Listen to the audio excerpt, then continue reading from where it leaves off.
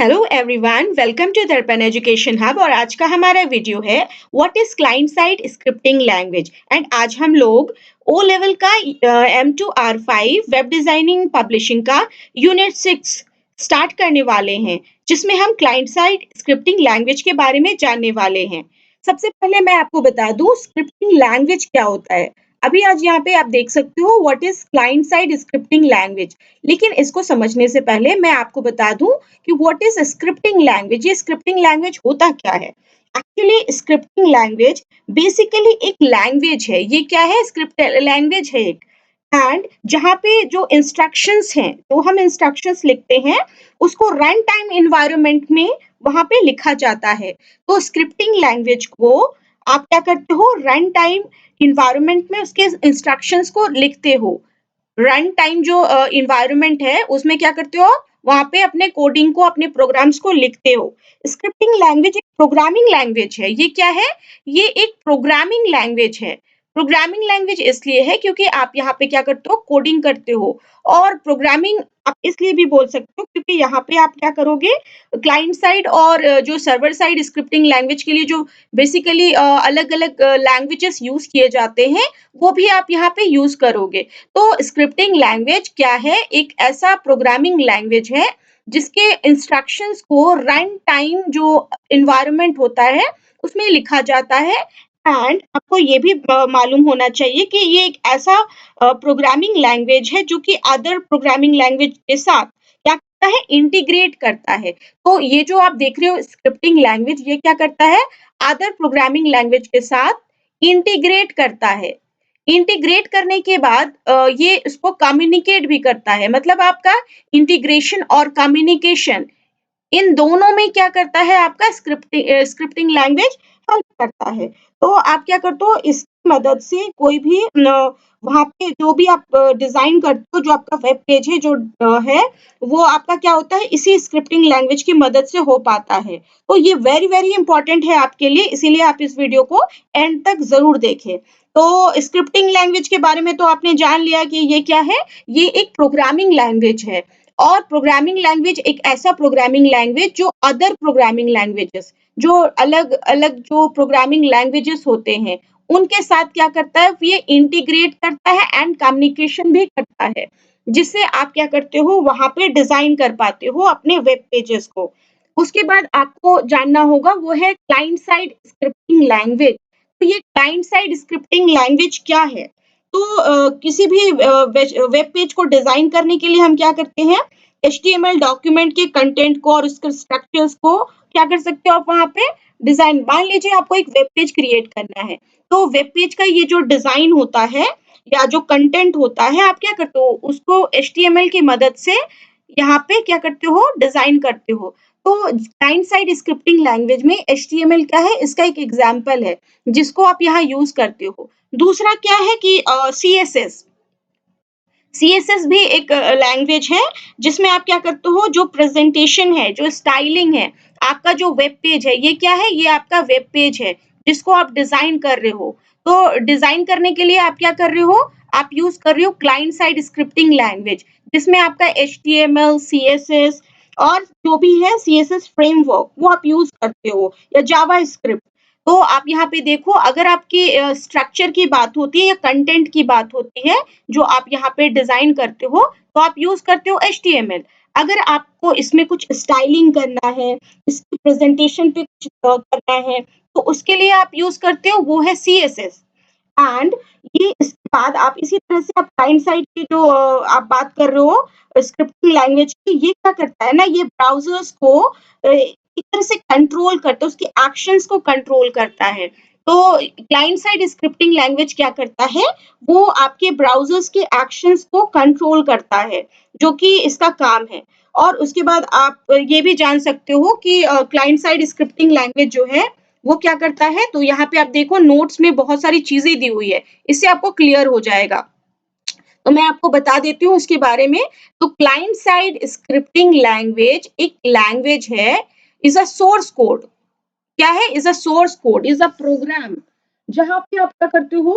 आप जो भी एक तरह से आप बोल सकते हो कि ये एक तरह का प्रोग्राम है जिससे आप बहुत ही सिंपल और इजीली लैंग्वेज में करते हो। एंड ये क्या करता है, it specifies to control of other programs, मतलब जो भी इससे इंटीग्रेटेड है उससे आप क्या कर सकते हो, आप उसको कंट्रोल कर सकते हो। और क्लाइंट साइड स्क्रिप्टिंग लैंग्वेज जो होता है, ये आपके लिए क्या करता है, जनरेट करता है कोड्स जिसको आप एग्जीक्यूट करते हो क्लाइंट साइड वेब ब्राउजर्स में। ऑलमोस्ट जो क्लाइंट साइड स्क्रिप्टिंग लैंग्वेजेस हैं वो क्या करते हैं, वो जावा स्क्रिप्ट में लिखे होते हैं, रिटन होते हैं, जो जिसका काम होता है कि जो भी ब्राउजर्स के एक्शंस हैं उनको कंट्रोल करना। तो यहाँ पे आप देखो, यहाँ पे कुछ पॉइंट्स हैं, आप इसको नोट डाउन कर सकते हो कि client side scripting language is a source code. आप इसको प्रोग्राम भी बोल सकते हो कि client side scripting language is a program that is executed, जो कि एग्जीक्यूट होता है ऑन दी क्लाइंट्स ब्राउजर। मान लीजिए आप पीसी पे बैठे हो, यहाँ पे वेब पेज डिजाइन कर रहे हो, तो आप कौन हो, आप क्लाइंट हो, और आप अपनी तरफ से इसको डिजाइन कर रहे हो थ्रू एचटीएमएल। एचटीएमएल जो एक मार्कअप लैंग्वेज है, आप इसमें इसके कंटेंट को, इसके स्ट्रक्चर्स को डिजाइन कर रहे हो। तो आप क्या कर रहे हो, आप क्लाइंट साइड ब्राउजर में बैठे हो और आप क्या कर रहे हो, ये सारा काम कर रहे हो, आप एग्जीक्यूट कर रहे हो उसके ऊपर। तो यही बोला जा रहा है यहाँ पे कि client side scripting language is a source code, is a program executed on the client's browser. Client के ब्राउजर्स में इसको एग्जीक्यूट किया जाता है इंस्टेड ऑफ वेब सर्वर। देखिए, एक क्लाइंट होता है, एक सर्वर। आप यहाँ पे डायग्राम देख सकते हो, एक तरफ क्लाइंट साइड स्क्रिप्टिंग लैंग्वेज है और दूसरी तरफ सर्वर साइड स्क्रिप्टिंग लैंग्वेज है। क्लाइंट साइड स्क्रिप्टिंग लैंग्वेज में बहुत सारी चीजें हैं, ब्राउजर है, स्क्रिप्ट्स है, हेल्पर एप्लीकेशन है, नेटवर्क है, इस तरह से आपको चीजें दिखाई दे रही है। तो यहाँ पे आप देखो कि ये बोल रहा है कि जो भी क्लाइंट साइड स्क्रिप्टिंग लैंग्वेज है उसको क्लाइंट्स ब्राउजर में रन कराया जाता है, ना कि किसी वेब सर्वर में। And allows for the creation of faster and more responsive web application। अगर आप client side scripting languages use करते हो तो इससे क्या होता है कि आप जो भी वेब पेज बना रहे हो वो ज्यादा फास्टर होता है, मोर रेस्पॉन्सिव होता है। आप क्या कर सकते हो, क्लाइंट साइड स्क्रिप्टिंग लैंग्वेज से कोई भी वेब पेज अगर क्रिएट कर रहे हो तो वो क्या करता है, वो आपके लिए एक डायनेमिक वेब पेज क्रिएट करने में हेल्प करता है, जो पहले से ज्यादा डायनेमिक है और ज्यादा रिस्पॉन्सिव है। तो ये इसका काम है। अगर आप क्लाइंट साइड की बात करो, the effective client side scripting can significantly reduce the server load. अगर आप बात करो क्लाइंट साइड स्क्रिप्टिंग लैंग्वेज की, तो ये क्या करता है, ये सर्वर के लोड को तो कम करता है, it reduces the server load, server के लोड को कम करता है। It is design to run as a scripting language utilizing a web browser as a host programme.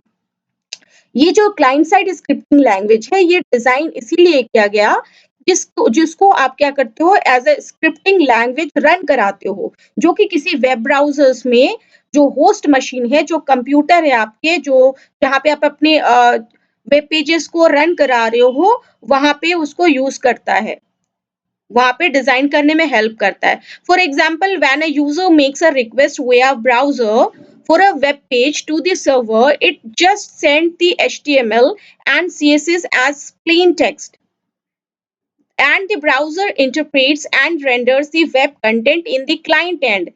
देखो, यहाँ पे एक एग्जाम्पल दिया हुआ है कि जब हम, मान लीजिए हम कोई यूजर है और हम क्या कर रहे हैं, हम अपने रिक्वेस्ट को ब्राउजर के थ्रू वेब पेज, जो है आपका जो भी वेब पेज है, ब्राउजर के थ्रू आप क्या कर रहे हो, सर्वर को सेंड कर रहे हो।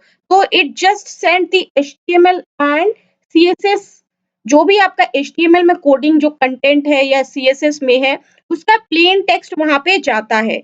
And the browser interpret, browser जो आपका है ना, वो क्या करता है, उसको इंटरप्रेट करता है और क्या करता है, वो वेब जो कंटेंट है आपका, उसको एज अ क्लाइंट एंड तक ही पहले चेक करता है, उसके बाद ही आगे का काम करता है। मतलब ब्राउजर आपके जो एचटीएमएल के डॉक्यूमेंट्स हैं, जो सीएसएस की टेक्स्ट है, उसको वो क्या करता है, इंटरप्रेट करता है और रेंडर्स करता है वेब कंटेंट्स को क्लाइंट एंड पे। तो वो इधर काम करता है, ब्राउजर में हम लोग क्या कर रहे हैं, यहाँ पे उसकी मदद से वेब पेज को रन करा रहे हैं।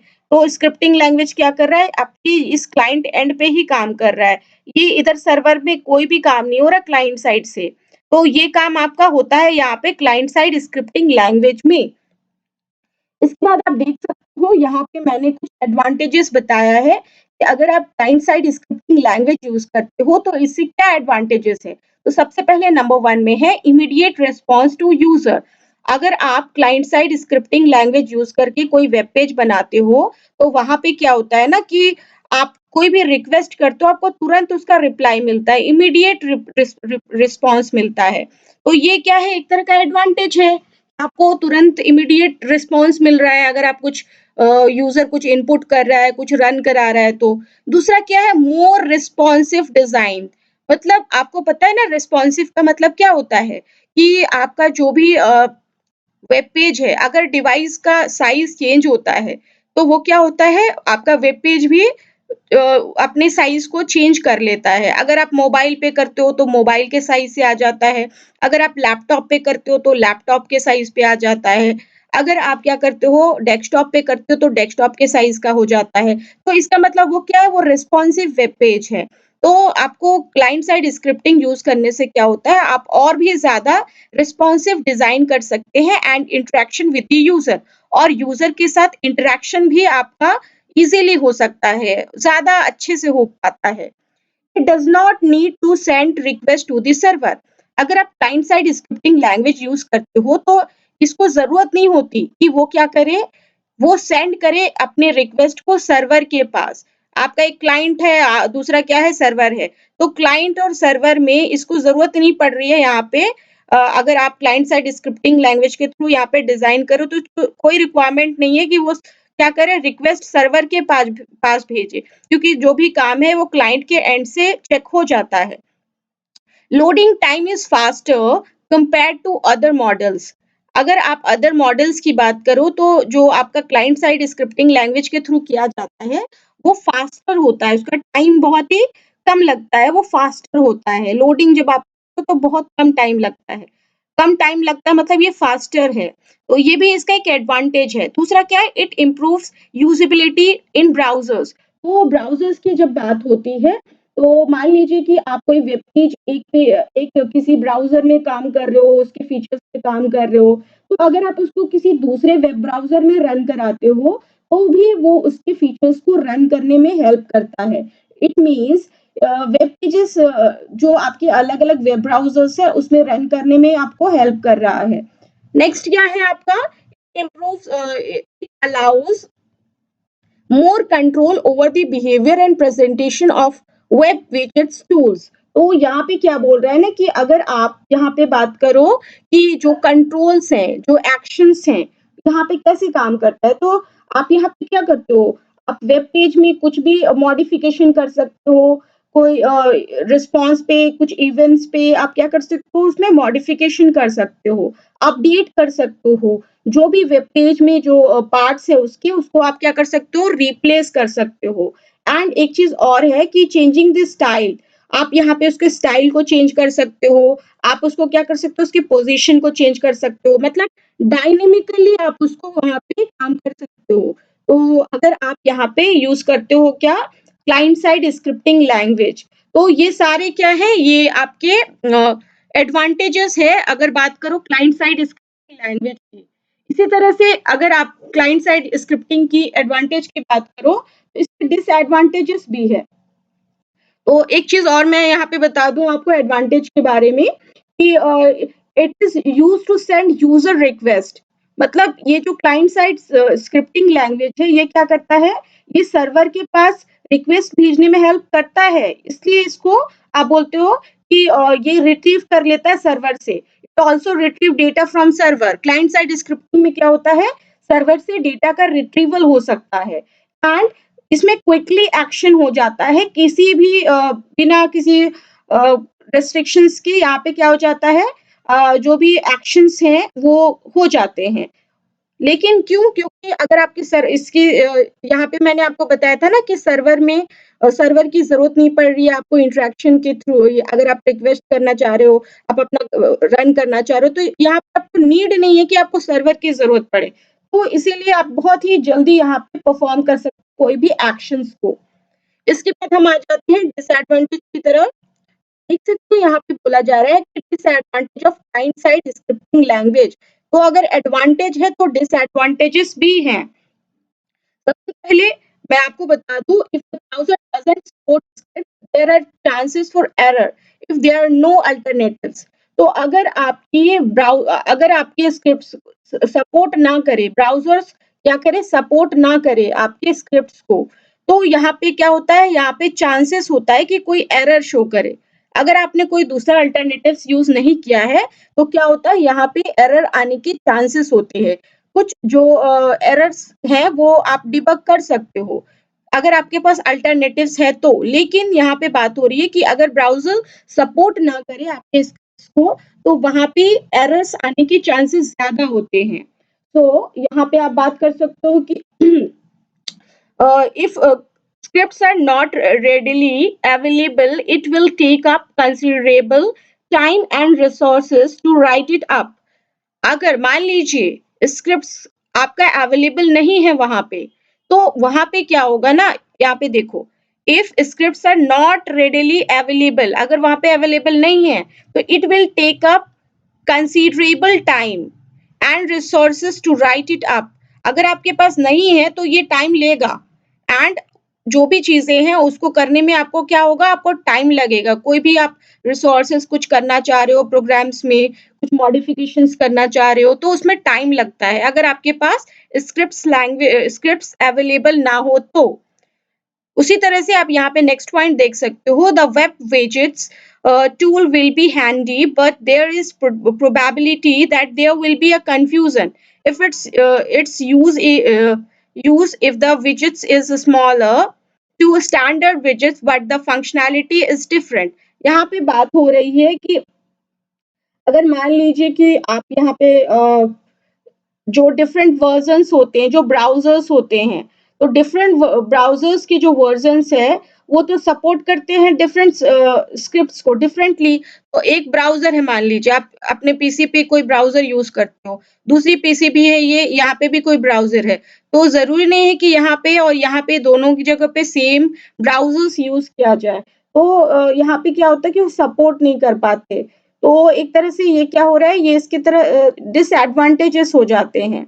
और क्या होता है कि जितना आप डेवलपमेंट टाइम वहाँ पे यूज़ करते हो, और स्क्रिप्ट्स में क्या होता है कि scripts are not already available, वहाँ पे नहीं रहते हैं। तो आप क्या करते हो, दूसरे रिसोर्सेज से, मान लीजिए आपको यहाँ पे बात हो रही है कि रिसोर्सेस अवेलेबल नहीं है यहाँ पे, तो आपको क्या होता है, वहाँ पे प्रॉब्लम होता है। तो क्योंकि आपको डेवलपमेंट टाइम ज़्यादा की ज़रूरत होती है, आपको वहाँ पे कोडिंग करने की ज़रूरत होती है, रन करने की ज़रूरत होती है। तो अगर आपके पास स्क्रिप्ट्स अवेलेबल नहीं है, किसी दूसरे रिसोर्सेस भी आपको नहीं मिल पा रहा है, तो ये एक तरह का डिसएडवांटेज है किसका, तो क्लाइंट साइड स्क्रिप्टिंग लैंग्वेज का। एंड अगर आप बात करो कि ये सिक्योर है, क्या ये क्लाइंट साइड स्क्रिप्टिंग लैंग्वेज वो सिक्योर्ड है, तो ये सिक्योर नहीं है, नॉट सिक्योर। तो आपका ये क्या है, ये सिक्योर नहीं है। तो ये एक भी डिसएडवांटेज है, बिकॉज़ कोई भी आपके जो कोड है ना, आपके जो पेज के सोर्स कोड है, उसको देख सकता है। तो अगर आप client side scripting language use करते हो, तो क्या होता है कि कोई भी anyone can look at the code in the same in the page source, मतलब जो भी है ना आपका, वहां से क्या कर सकते हैं, उसके ये को देख सकता है। एंड यहाँ पे आप देखो कि वेरियस ब्राउजर्स की बात करी जा रही है यहाँ पे।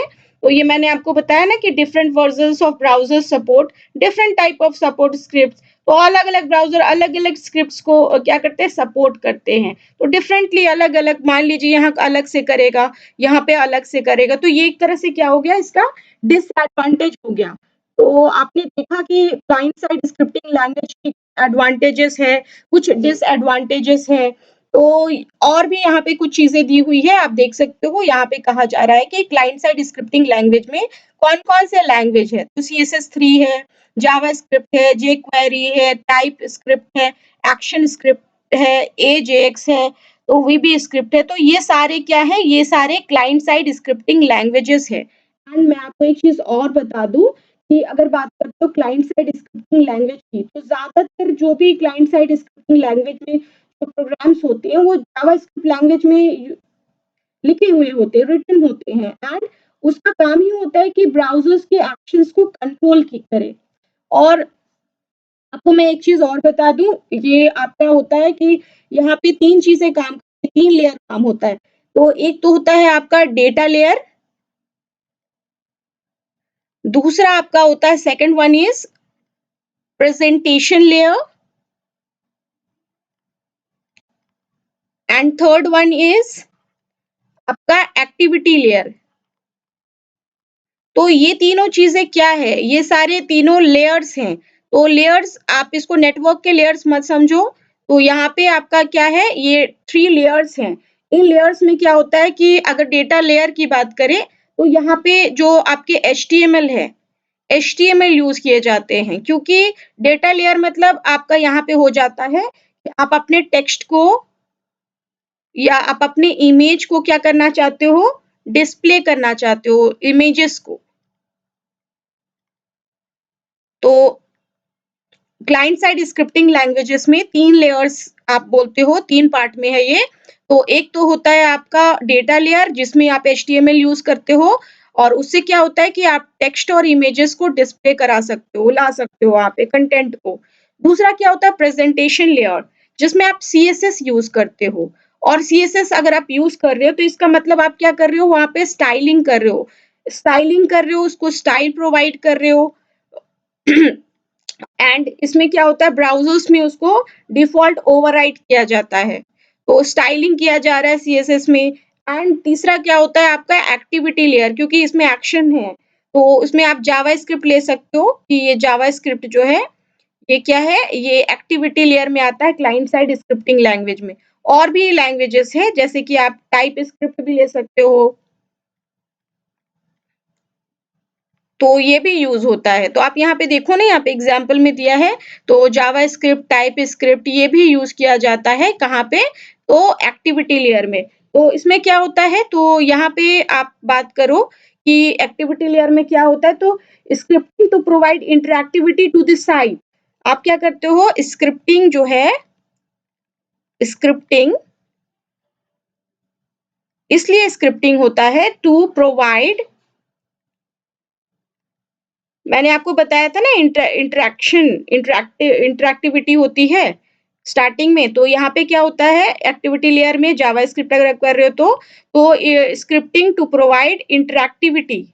इंटरैक्टिविटी मीन्स उससे आप कुछ इंटरैक्टिविटी कर रहे हो टू दी साइट, जो आपका वेब पेज है ना उसमें आप क्या कर रहे हो इंटरैक्टिविटी प्रोवाइड कर रहे हो, उसमें डाल रहे हो। इंटरैक्टिविटी मीन्स इस तरह से कि आपने किसी एक बटन पे क्लिक किया और वहाँ पे कुछ एक्शन हो रहा है, आपने कुछ क्लिक किया, वहाँ पे कुछ एक्शन हो रहा है या आपने वहाँ पे कुछ इनपुट किया और आपको वहाँ पे कुछ वैल्यू दिखा रहा है। तो इस तरह से चीज़ें होती है वहाँ पे। तो आज आपने ये देखा कि स्क्रिप्टिंग लैंग्वेज क्या होता है and client side scripting language क्या है। तो यहाँ पे आप देख सकते हो स्टार्टिंग में मैंने आपको सब कुछ बता दिया था क्लाइंट साइड स्क्रिप्टिंग लैंग्वेज के बारे में कि ये प्रोग्रामिंग लैंग्वेज है और यहाँ पे आप क्या करते हो, यहाँ पे रन टाइम एनवायरनमेंट में आप अपने कोडिंग को रन करते हो, अपने वेब पेज को रन करते हो, जिससे क्या होता है आपका प्रोग्राम जो है वो आपको क्लाइंट साइड की तरफ से दिखाई देता है जिसमें एचटीएमएल और सीएसएस यूज किया जाता है for styling and for content and structure and activity के लिए क्या होता है तो वहाँ पे जावास्क्रिप्ट या टाइप स्क्रिप्ट को यूज करते हैं जिससे इंटरैक्टिविटी होती है, रिस्पॉन्सिव वेब पेज बन जाता है, डायनेमिक वेब पेज बन जाता है। तो अगर आपको ये वीडियो अच्छा लगा हो तो आप ज़रूर से मेरे वीडियो को लाइक, शेयर, कमेंट करें। इसका नेक्स्ट वीडियो जल्दी ही आएगा। Thank you.